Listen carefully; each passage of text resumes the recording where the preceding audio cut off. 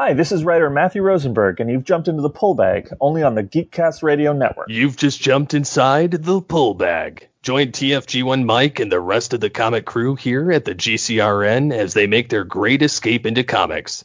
From DC, Marvel, and Image to IDW, Boom Studios, and Zenescope, we have everything right here.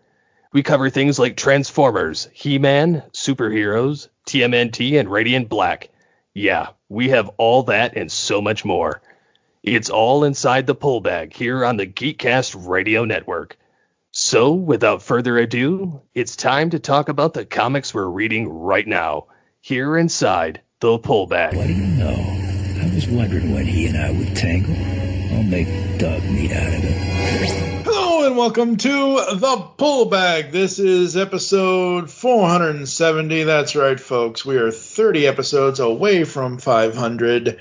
And returning to the Pull Bag is Ryan The UnEvenFlow Merkley. Hello, sir. Oh, I am Yellow.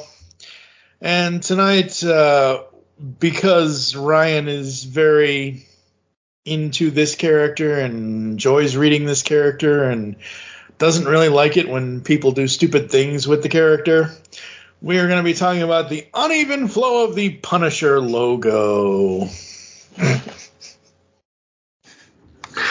So why don't you give us a brief overall history of the original logo before we talk about the new one?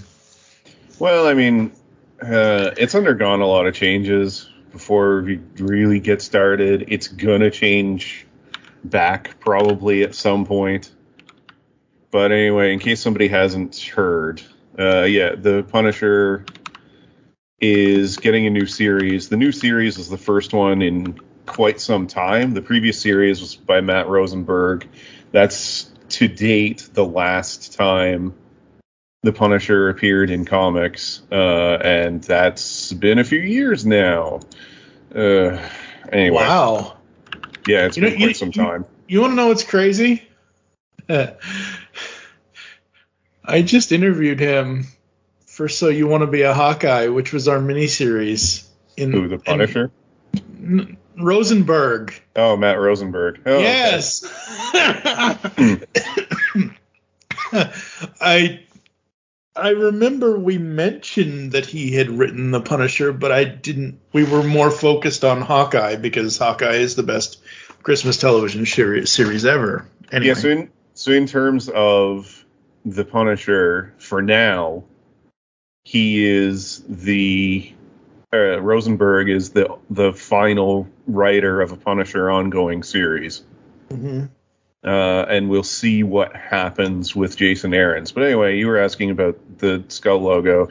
So, again, and just in case you've been living under a rock, the Punisher is a vigilante established in 1974, first appeared in The Amazing Spider-Man number 129. Check out the merchandise. Hey, man, no, I trust you. All right.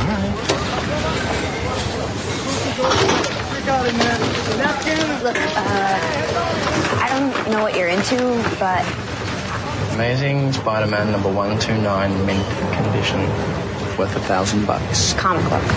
Oh, it's not just a comic book. This is the first appearance of the Punisher. This is the holy grail of comic books. You collect comic books. That's so cute. Oh, cute. It's very rugged and manly. It's just a bit cute. And he had a skull on his chest back then. And that is sort of become the iconic logo for the character. Mm-hmm. And he's had it since 1974. It has undergone a lot of changes. There's a lot of different versions, but it's always been relatively similar for the most part. I mean, certainly stuff like some of the Max versions and others look a little different. They kind of spray paint. Remember when we did a series did Greg Rucka's series, which was drawn by Marco Cicchetto, who had sort of the spray painted logo, almost sort of a ghost-like one. That was a nice one, by the way. Anyway, it underwent changes during Secret Empire, adding the Hydra sort of tentacles to it temporarily. Right. And 2018, it was added to the War Machine armor. That was in Matt Rosenberg's series. It's been redone for the film. The 2004 Punisher with Thomas Jane, of course, notably had a very different logo. And It's not vengeance. No, it's not vengeance. It's punishment. You are not a nice person. then again, it was like really subdued in Lexi Alexander's Punisher Warzone. Right. So yeah, the Punisher is a vigilante. He kills criminals, and that's sort of the crux of the character. And yeah, the reason for the skull there's been a number of different depictions and reasons. There's, the 2004 Punisher movie that he had the skull to ward off evil spirits, and the shirt was a gift from his son. There's different comic writers and different interpretations. Rucka's, I may as well mention him, because he mentioned that, it does it or he wears it to terrify enemies. Ennis wrote that it distracts them. They shoot towards the Kevlar or his chest, which is the most heavily armored. So it's always been there. It's always been kind of similar, but it's changed. It hasn't been exactly the same. And yeah, now we're coming up on a new series where it probably has the most sort of significant change, where it's more of they've essentially added mandibles, I guess, if you want to call it that, to the bottom, and a large sort of Loki horns. Yeah, well, I was going to say like Rodimus Prime-esque. No. Fins. Only it's in the front, not the back. Yeah, that is true. And yeah, so to be blunt about it, I mean, there's a number of different reasons. I think we all know one of the main reasons that this happened. So the Punisher's been retired for a few years, and there's a handful of reasons for that. And it's sort of a combination of things. Probably the biggest is the skull has been basically co-opted by different groups, and the majority are heavy right groups. And for an example of that, if anyone wants it, go to Etsy, go to Redbubble, go to any sort of crowd or any art source or place where artists depict things for sale that is not licensed, and you will find the Punisher Trump pins, the Blue Lives Matter Punisher logos, the white supremacist Punisher logos, which are probably some of the more disturbing ones. Yeah. Because really, the Punisher logo, if it really needed anything, it was a swastika on it. I mean, that's a great call. Oh. So, the Punisher's basically been canned since 2020.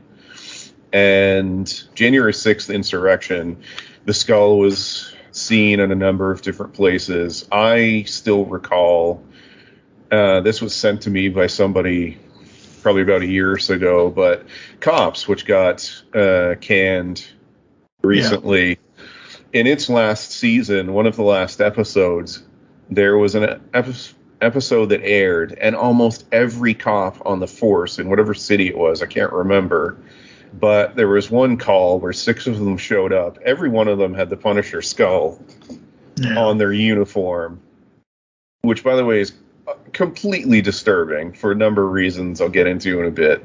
But in any case, the skull insignia is not Marvel Comics' anymore. And this kind of started with American Sniper, the film, but the actual person would have the skull affixed to his military uniform. And the movie picked up on that, and kind of ever since then, it's kind of been co-opted into military stuff, eventually into the police, eventually into militias, eventually into white supremacist groups. QAnon logos, making a delightful appearance on Fox News. Sean Hannity tends to wear the Punisher logo. This is all, why Disney has kind of moved away from it. Another great reason for it, and I'm just going to be blunt here. The next comic that was solicited initially and was going to come out was a Punisher versus Barracuda series, which is going to establish what was formerly a Punisher Max character, Barracuda, in the Marvel 616 universe. Okay. Well, in the book, Barracuda, who is black, at one point apparently teams up with white supremacist groups to counter the Punisher. Having characters team up with white supremacists, not a great call. No, that's bad writing. Yeah, that's probably not what you want to be doing in 2021. No. So that got shelved, and unsurprisingly so. And then since then, there's just been nothing. And this is in the wake of Netflix also canceled the Punisher series. Now, that has nothing to do with any of this. Yeah. That's just because Netflix canceled everything. And they were losing the rights, essentially, anyway, which have now reverted back to Marvel, blah, blah, blah. Yep. So all of this is to say, they needed to kind of do something. You could probably tell I'm not super bothered by this. The character's changed a bunch of times over the years. What I've been bothered by is the complete loss of anything that made the character the character. So I mentioned a couple times the run through of Greg Rucka's series. And really the last 20 years of Punisher comics, starting with Garth Ennis's seminal, amazing Welcome Back, Frank series, have probably been the best 20 years for the character. I have a real hard time coming up with any era that's even close. We had Garth Ennis's run that brought him back. By the way, this is post Punisher killing himself and becoming an angel, and with a magic trench coat, by the way, that would enable him to pull out heavenly weapons. Oh my God. To clean up God's mistakes on Earth. Oh my God. So for the people that complain that, this is a step too far for the Punisher, or what are they doing to the character? You're an idiot. You know nothing. They have trashed. The Punisher got whacked out on LSD and became a mafia kingpin at one point. They've kind of done everything with him at one point or another. No, this is nowhere close to the most ludicrous or weird stuff. Anywho, so we had Ennis's run. Then we had the Marvel Knight series from Ennis, which lasted a significant amount of time. Then we had Punisher Max, also from Ennis, which was fantastic. Didn't we cover that? I could have sworn. Maybe we didn't. Some of that, and then it was followed up on Jason Aaron took over Punisher Max, and it was fantastic. More on that in a bit, because we mentioned the new Punisher series. Well, it's being written by Jason Aaron. Yeah. And we did cover Greg Rucka's excellent series. After that, there was Edmondson, which we won't really talk about for a whole variety of reasons.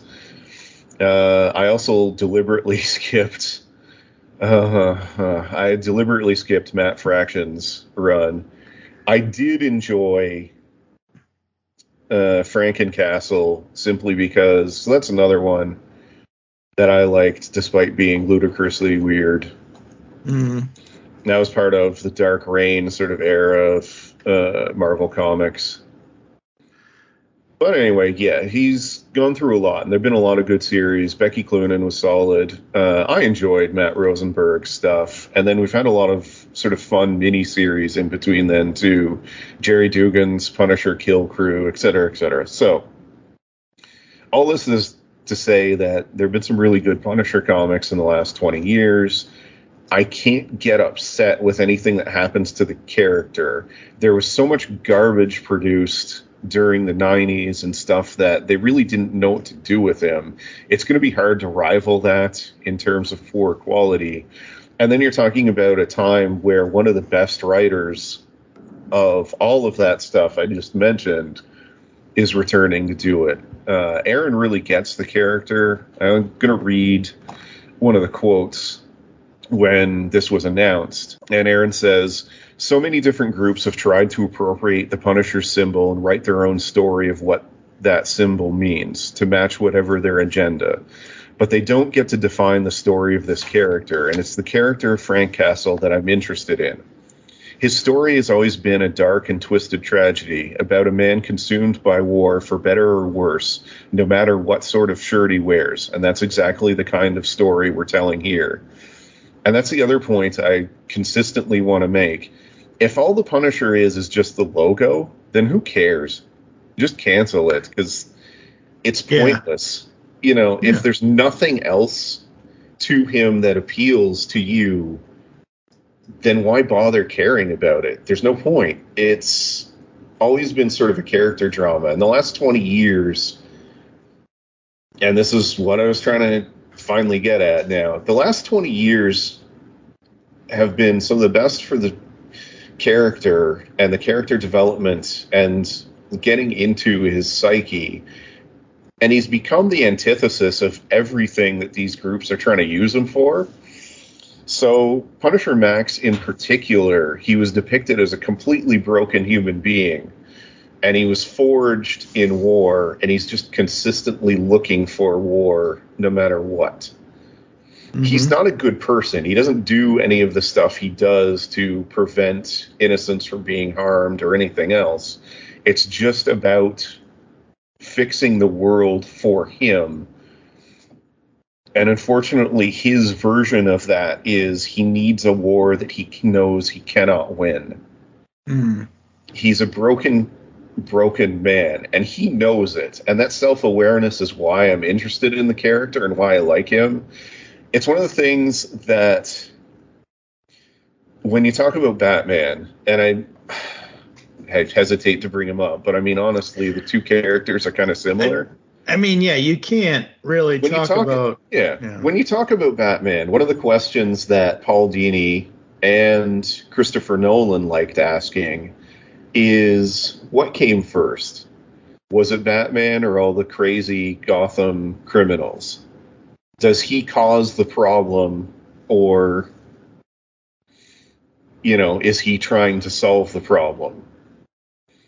And the Punisher is sort of similar. The difference between the two characters is I think Batman legitimately believes he can stop things. And Frank Castle, to me, is the more interesting version just because deep down he knows every single day he goes out there and does what he does is useless. He cannot affect change, and he knows it. He just is compelled to do it. And there's something about that nihilism that I've always found kind of interesting. And the last 20 years have delved into that big time.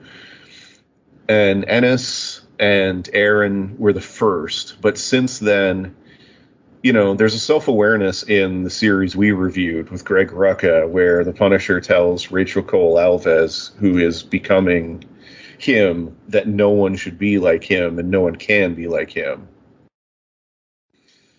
And he knows, you know, he's too far gone and that there's nothing else for him. He gives up his freedom to let her go.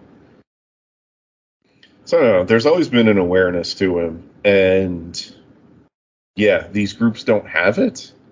You know, using a guy who is the answer to the question of what happens to the weapons after a war is over. And in his case, it's not pretty. Right. His life is horrible. I mean, everybody has said this from Ennis in interviews recently. Nobody wants to be the Punisher. No. And then you get into the really disturbing stuff, which is the police using it. The Punisher is all about the absolute failure of law and order. he doesn't stand for law and order. He goes out and murders people. Yeah. That's not that's not legal. No. It is the equivalent of if you were to walk into a psychiatrist's office and your psychiatrist has green hair and he's got a poster of the Joker on the wall. Uh-huh. Yeah. And he paints his face to look like the Joker. You'd turn around and walk out because you'd assume he's a moron. You'd run. That is the equivalent of seeing a police officer with the Punisher's skull. Or to make it even easier for people, if you go to the Green Bay Packers game and Aaron Rodgers, if you go to a Packers game and Aaron Rodgers is wearing the Bears uniform, you'd go, I think there's something wrong with him today. This doesn't make sense. Yeah, and I don't want to put it this way, but I'm going to. It's like somebody needs to give whomever that person is a Snickers because they ain't being themselves. Yeah, it's weird. He's all about the failure of law and order. I mean, that's sort of the character. The police didn't make any arrests. The police couldn't protect his family. They didn't do anything, et cetera, et cetera. And so he's got to step in and do their job for them. But what he does is colossally illegal. Yeah. Also, I have no idea where this whole Frank Castle won't hurt or kill cops thing came from. But, man, he's killed a lot of cops. Yeah, he has. That's a weird one. He's not big on law and order. He's also not big on procedure or anything like that, or gathering evidence. No, he's there to put a bullet in somebody's head who's done something horrible. You know, that's his version of vigilante justice. I mean, you know, and it's funny you mention, or you try to not mention, the Edmondson run. We covered the first 2 issues of that. Yeah, we don't talk about that because of the writer. So okay, that's fine. I'm not. I don't know what has happened since March 19th of 2014 with that person. So all as I'm saying is we did cover the first 2 issues of that run. Yeah, I remember. Yes. Anywho. So anyway. If ever there was a cue, Frank, this is it. If you bring Spider-Man in alive, it'd be a big step toward redeeming yourself in the eyes of the law. That doesn't matter to me. All I care about is stopping the slime bags who prey on innocent lives. Fine. But as your partner and your friend, I care about you. I don't want you to end up in jail. Or worse. Just do this one job to patch up your reputation. Yeah. And use the non-lethal ordinance this time, okay? All right. Do it your way. Just this once. Yeah, no, I mean, I just, you know, I don't understand these people that are like, oh, yeah, but it's this. And I'm looking at it and I'm just like, oh, I can't wait to see what Ryan's going to say because I know Ryan is going to put these people in there. They also don't care about, you know, we've talked about this, so we've podcasted about a lot of different things over the years, and one of the big ones obviously is Transformers. But even comics in general, comics has changed so many times. Transformers has changed so many times. There's 100 different versions of Optimus Prime out there. Yep. And I've said this before on another show, if you don't like the version of Optimus Prime that exists right now, that's fine. You know, somebody else may enjoy it, but it's okay. Just wait a year, and there's going to be another version of him, and maybe you'll like that. It changes constantly. Comics are exactly like that. I understand where some of the rage comes from, because, you know, I was younger at one point, believe it or not. But I can't be bothered with it anymore. It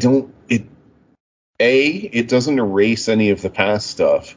If you enjoy the 80s Punisher, fine. It's still there. I don't understand why you'd care. If you haven't read it since then, why would you care what he's doing now, 40 years later? That just seems weird to me.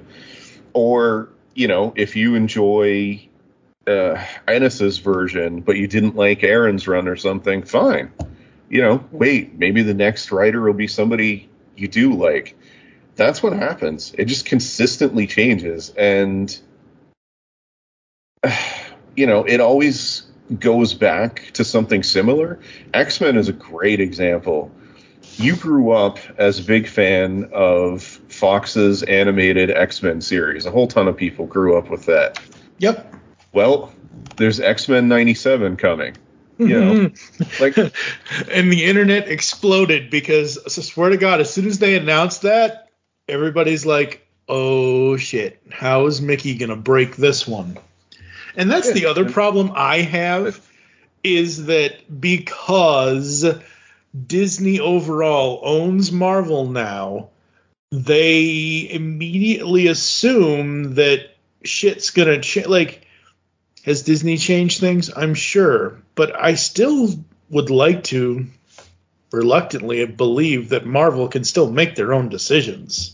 I would think so. I mean, I mentioned X-Men. There's no way Disney had anything to do with all of the changes to Hickman's X-Men series in the last few years, or I don't think they're that interested in micromanaging. Yeah. Also, to be blunt, if Disney cared about the Punisher, they would have gone after American Sniper or any of the others, right? Yeah. I mean, the joke, just to be blunt, is there was there was the case where Disney sued a family for trying to put the Spider-Man logo on their child's grave.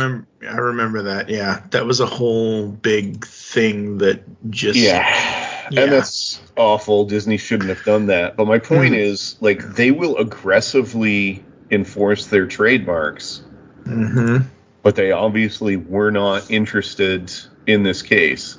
So again, like, if they actually cared about the Punisher, they probably would have done something at some point in the past. True. Now, we'll see if that changes based on, like, the MCU. But you brought up Hawkeye as a Christmas series, et cetera, et cetera. He's pretty much exactly the same, or it's very similar to the run we reviewed from Matt Fraction. It's funny. So, yeah, he is. And it is. It is based off of Matt's run. Matt was even an executive producer on the show, I believe. It's going to be the best Martin Christmas ever. All right? And it's funny because 8 years later, I am once again, since episode 26 of The Pull Bag. I was so scared. What happened to you? Nothing. I went out the back. Hey. Hey. That was crazy. An explosion? Some kind of black market auction? I gotta go. Love you. I love you too. Since when did everybody start saying I love you to everybody all the time? That was my mom. Since when did your heart shrink 3 sizes? When a little girl in ninja costume stole my Christmas? Since 8 years ago when we initially reviewed it, and I didn't really like the Fraction run. Yeah, you were wrong. That's fine. Yeah, I'm not. No, it's fine. Anyway. Not going there. I'm just saying I don't know what I was thinking 8 years ago, and it's because of the fact that they are, putting the Hawkeye Fraction run, mixing it in with the MCU Jeremy Renner version of the character, that I have actually gone back. And I am currently on page 209 of the omnibus, because I went a few months ago before Karen passed away. I went and I just spent the 20 whatever it was on Comixology, because I didn't want to have to read 4 separate volumes. I just wanted to be able to run through the whole thing at once throughout, whatever. And I'm currently on the Love Crimes issue. It's at the the point where he's with the redhead. Yeah. So I am really digging Fraction's Hawkeye, the initial run that he and David Aja did. Only took me 8 years and a TV show and some movies, but I'm actually really enjoying it, and I get it now.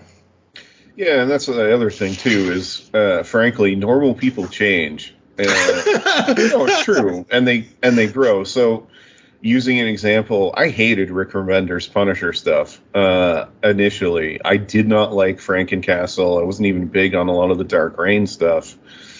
And now I really like it. I just kind of grew into it. Or other examples, probably the best example for me, I hated the Downward Spiral the first time I ever heard it, and now like a gigantic Nine Inch Nails guy. Actually, Tool's another one too. Hated Tool. I was insane. I was very wrong in my younger days. Anywho, but yeah, I mean, and that's the thing with this. You give it time, you think about it. If you're rational, it just doesn't matter. So, Smallville, great example of this. Mm-hmm. How many different ways did they use the S? So initially, remember, Clark gets put into... I'm using Smallville because I know you've watched it. We both have, and I know you enjoyed it. And a lot of people, that was their introduction to Superman, honestly, because it came before the whole comic stuff. Yeah. And, initially he has the S painted on him in the cornfield. Like, they teased it so many times early on in different forms and everything else. I don't feel like it bothered or detracted from the character that they decided the no tights, no flights, essentially. Yeah. It was a very different version of Superman, and it probably wasn't what anybody was expecting when they first tuned in. Yeah. And I think the thing with Smallville is that it was never a Superman story. It was never intended to be a overall Superman story. I believe, I'm probably getting this wrong, but the creators, the writers, various people, Mike Tolan, I believe, is one of them. Anyway, they had said at the finale in 2011, when the finale came out, that as long as they could get the rights to do it, and as long as they could pull it off, the shirt rip at the end was the plan, sort of, from day one. But the overall show was supposed to be about Clark growing up and going through all these things. Now, do I feel that Smallville went off the rails there a little bit? Yes. Oh God, yes. Absolutely. There's no denying that Smallville. And the other reason I wanted to bring it up too is I don't care what you think of Smallville or if you just hate the CW stuff or whatever. You cannot tell me that is not the best version of Lex Luthor and probably his father as well too that's ever been depicted anywhere. And believe me, I adore Clancy Brown. I was going to say, the only argument I will give you is Clancy Brown. Oh, yeah, I love Clancy Brown. Not to mention, by the way, from season 1 of The Punisher. But I adore Clancy Brown, and that is a great version of Lex. But, man, Rosenbaum just took it and ran with it. And then Lionel / John Glover, who was just... Yeah. So, I mean, you can take... Even if there's a negative or even if you don't enjoy something, there's stuff you can always take from it. And it just, for me, an icon is just not something worth getting upset about. It's not. The character is more than that. Captain America was a character when he didn't have the shield. Yeah. They still work. And this includes in the MCU. Thor is more than just the hammer. I mean, Mjolnir is still destroyed. And they're still making Thor movies. Yeah. And again, I think it has become this generation's way to, and don't get me wrong, 8, 9 years ago, 10 years ago, 11 years ago, I used to have some of the same things where I would just go off and not get any knowledge and just have an opinion. And, even though I know you're kind of half joking when you say I'm wrong, et cetera, et cetera, et cetera. But no, you're allowed to not like stuff. We've been over this. Yeah. But also sometimes it takes time too. I mentioned I hated the Downward Spiral. It took a lot more than one watch. It took you more than one watch to get any real enjoyment from Breaking Bad. It took me 2 watches. But even the stuff you enjoy, go back and watch Justice League again. And how much better it is on rewatches. Okay. I'm trapped in a building full of supervillains. I've lost my powers, and for some reason, this creepy hot chick thinks I'm Lex Luthor. Oh, that is just wrong. Cripes.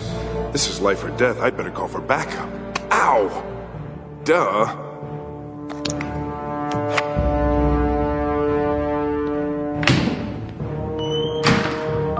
Lex, you alright? I'm fine. No service. Man. Are we doing this or what? I told him you want to be alone. We're supposed to be going over your big plan. We are still pulling the job, right? Or was the whole thing just a bluff? Huh? I mean, right, the big plan. I'm all over the big plan. So let's go do that. What? You gonna wash your hands? No, because I'm evil. Where I am now is what I recently said on an Altered Geek episode that Steve and I did.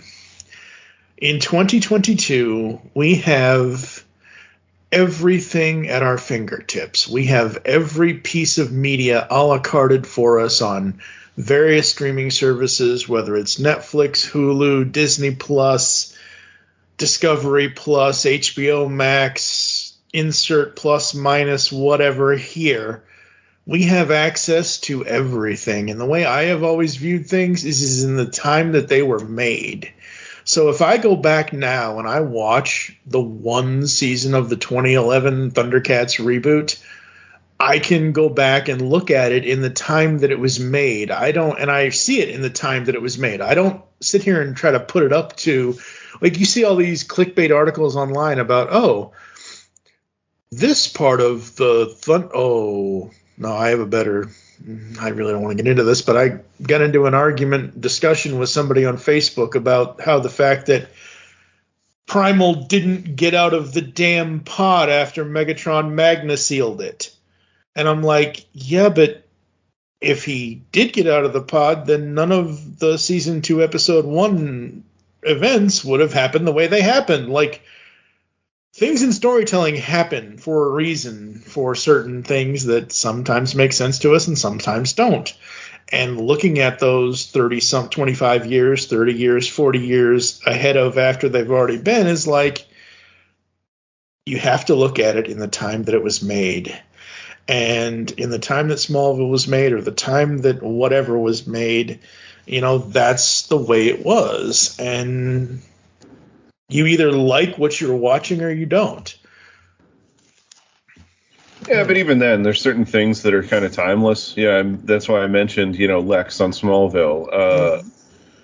No disrespect. I like Jesse Eisenberg. I mean, no disrespect to him. I think he's an excellent actor.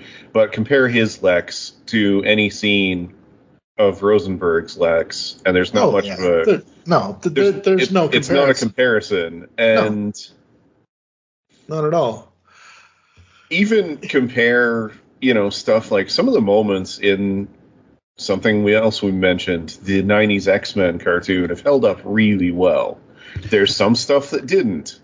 Yeah, there is some stuff that didn't, but there's a lot of stuff now that, like, as of this recording, I'm still in the middle of going back and editing the last episode, because my guest in the last episode really doesn't like Morph as a character, and that's fine. He can not like Morph as a character in the cartoon, whatever. I'm not here to get into that debate. But I mean, they kill him in the first episode, and he leaves for a long time, so... True. I don't know how upset you can get. Well, it is what it is. But the point is as I'm recording this, I'm going back and still editing that, and I am pulling out what I feel are the best Morph lines, just to joke with my buddy in that episode, because he hates the character of Morph, so I'm going to put all the Morph in that show that I possibly can. But it's one of those things where, because I'm doing that, I'm watching, I watched through Night of the Sentinels Part 1 and 2.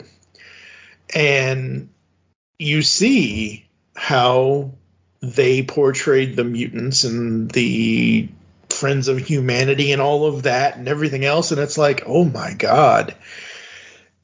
but it shows you the misunderstanding of mutants. Like, mutants are humans too. They're not they're not, well, most mutants are also human unless you come from outer space. But anyway, yeah, there are plenty of things that, go ahead. Some of the allegories and ideas are still useful today. The mutants, there's a reason Hickman's X-Men has gone over so well now, is because there's still a feeling of disenfranchisement from a lot of people who are minorities. And I mean, that's what X-Men was the story of. And the Punisher is a great example. There's a lot of feelings of disenfranchisement and unhappiness, say, based on pulling out of and the way it happened and the end of the Afghan war. Mm-hmm. And there's a lot of sort of anti-military sentiment or anger towards the leaders based on that. And this stuff doesn't go away.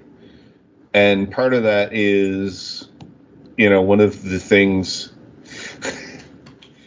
The Expanse is a great example of series I enjoy, book series that just wrapped up, and TV shows wrapping up. Anywho, unfortunately, I love it, but it's built on the fact that we as humans don't learn anything, and we just keep repeating the same mistakes. Mm-hmm. And that's why stuff like, it's disappointing that X-Men's story is still pertinent today. It would be great if it wasn't. It would be awesome if Star Trek didn't have to show everybody working together. But if there's one thing I learned from the pandemic, it's that is not going to happen ever. Right. Not in my lifetime. Yeah. It's just crazy that it's all... I don't know. It just feels like we are not at all connected with anything anymore. Like, yes, everyone is entitled to their own opinion, but opinions are opinions. They're not supposed to be factual. I don't know. The Punisher logo, the logo isn't what matters. Ryan doesn't like the logo. No, anyway, I'll just repeat it. I mean, I don't like the logo. I think it almost would have been better to just not have it at all. Just not have him with the logo. That's one of the choices, or just a complete wholesale change.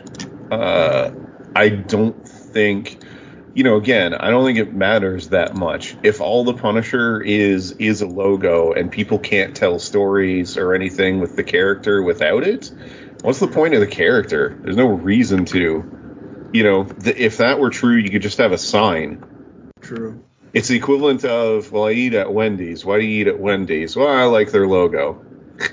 The food sucks, but I love their logo, so I'll just keep eating food that I think is shit. By the way, Wendy's Baconator is awesome. I probably should have picked somebody that's terrible. Whatever. Anyway. In any case, the idea... We'd be here all day for a Chick-fil-A argument, because you ain't going to get any argument here, because, yeah, that logo sucks and that ownership sucks. I haven't been there. It's not around me. That's good. Anyway. So, yeah, we have... I don't really... honestly, past Rosenberg's version, which I haven't even read yet, outside of the TV show, I thought the Punisher just went away. They weren't using him anymore, and I figured it was just because of obviously everything that has happened kind of thing in the last 2 years, 3 years, whatever. And it's not that I haven't missed the character, but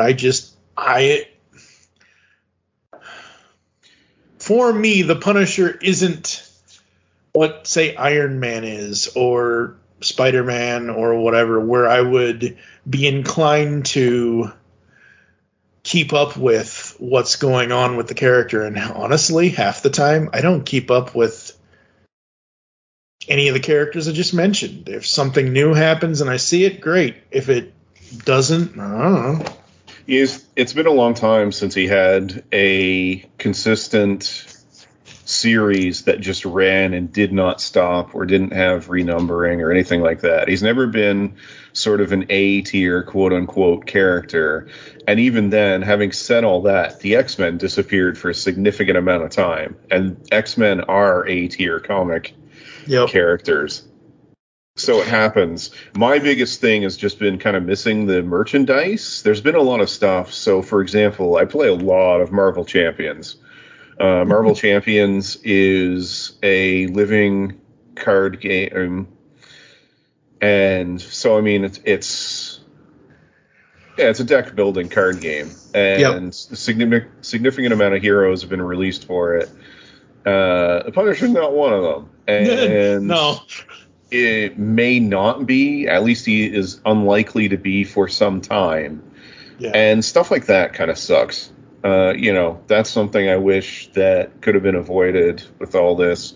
And again, I understand Marvel's reluctance to use the character because none of this is good. And we get to watch January 6th play out in real time. Yes. And people are going to say things like, well, the comic character shouldn't pay for the use of the logo by people.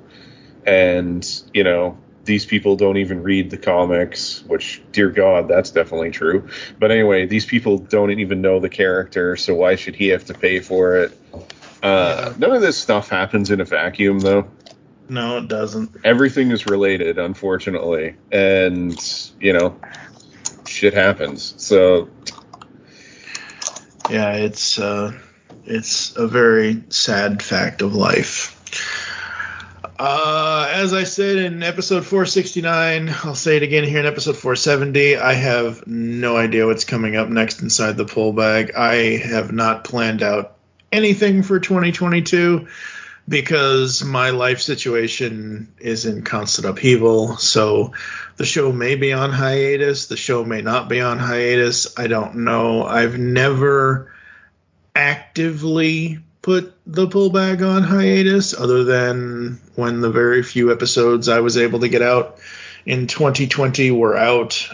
For me, when a show is on hiatus is if it does not have an episode within the year of the last episode being released. So I just have to get life shit taken care of, folks, first and see what happens. There may be a show next week. There may not be one, but we are still here. There is still a plan, sort of. I don't know what that plan is, but we'll figure it out. I guess Ryan could join me for Volume 4 of IDW's new Transformer, because Steve Megatron and I tried to stumble through those first 3 volumes of the 2019 universe. Oh. It's not bad. I don't know. It's not bad, but it's not... This is something to bring up on the actual show or anything like that. Yeah, it took but you're way talking, too long. But talking about series that may be in or may end up going into hiatus or something like that. Yeah, with the rumors of the Transformers license changing hands, and it's funny. There's a lot of upheaval in the comics industry, and what's funny is a lot of people, and I like to call them idiots, like to talk about how comics are dying and everything else. They're really not. Revenue is way up, and the break from Diamond has helped a number of companies as well too, digital distribution, that sort of thing. Just IDW has pretty much constantly... Yeah, they've pretty much constantly been a company that's had issues, be it everything with Winona Earp, which was a huge hit, and they completely kind of fumbled that, to their board game division, which also had a huge hit, and they completely fumbled that, to their comic division, which has just been a revolving door of editors. It just really sucks. It does. And it's a good company that's employed a lot of good people. Yeah. I mean, the Pull Bag cut its teeth on IDW with the Transformers and the Turtles universes that they've created since 2005 and 2011, respectively. And it just sucks to see them that way. But, yeah, I mean, who knows? We'll see. Hopefully it turns out. Hopefully whatever Jason Aaron's has cooking up his sleeve for the Punisher later this year or whenever it's supposed to. So I've mostly been a fan of Aaron's stuff. I mentioned that I loved his Punisher run.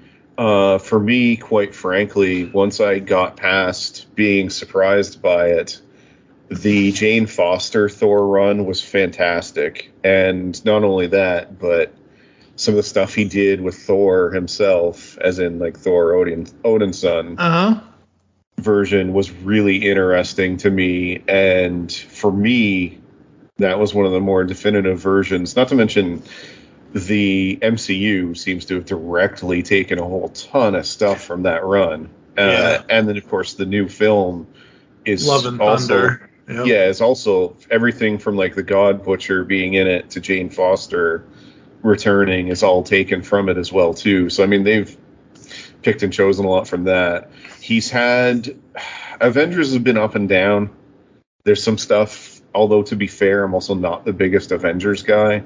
Stuff I've liked, stuff I haven't liked. So I mean, he's not perfect, but his Wolverine run, his Punisher run, his Thor run were all really good. So I don't have a lot of fear for the new series. I don't know. I think it's going to be good. We'll see what they do with it afterwards. That'll be interesting. Yeah. To absolutely nobody's surprise, I immediately pre-ordered #1 as soon as it came up in the shipping list from my guys. Oh, of course. And who knows? Maybe that'll be part of the new plan here at the Pull Bag. How many? Is it supposed to be, 12 issues? I don't know. 6 issues? Wasn't paying. I believe it's 6. Is it 6? Okay. 13. 13, there you go. None of the above. Yeah, I keep forgetting it's prestige format. So yeah. Yeah. Baker's dozen. There you go. Yeah. All right, folks. I think that's going to do it for us. Happy New Year to everybody. Where can the people find you online, sir? At Nightbeat on Twitter. It's more like less crappy New Year at this point. Anyway. Okay, well. No, I'm just saying, like, it's been a good collection of years the last couple. True, but, you have to have. It's January, damn it. You have to have the optimism, and then, Well, that didn't work out last January. Well, no, but that's one of the reasons that we got a new logo to talk about. Oh, yeah, no, that's. Yeah. Anyway, where can people find you? Shit, I don't know.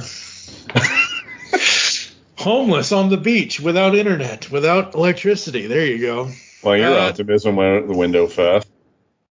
Optimism? What's that? I am at TFG1Mike on Twitter. You can hear all the other stuff in the outro. Make your great escape into comics, and we will catch you next time here inside the Pull Bag. War Journal entry 1195.3. Spider-Man spotted at 20-30 hours. Doesn't matter how many arms he's got. I'm gonna take him.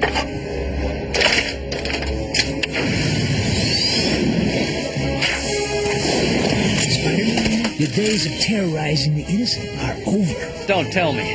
The skull, the corny line, well, your name must be Bonehead, right? You've just heard the latest episode of The Pull Bag, the GCRN's first comic review and discussion podcast. There are several ways to get in touch with us and leave feedback for the show. You can visit the website, geekcastradio.com, where you can comment on the episode and all of our different podcasts. You can rate and leave a review for the show on iTunes. Be sure to leave us feedback. Become a fan of us on Facebook, facebook.com/thepullbag. Send us an email, feedback at geekcastradio.com. Follow us on Twitter at thepullbag and at geekcastradio. So until next time, make your great escape into comics and unleash the geek in you. Call me the Punisher.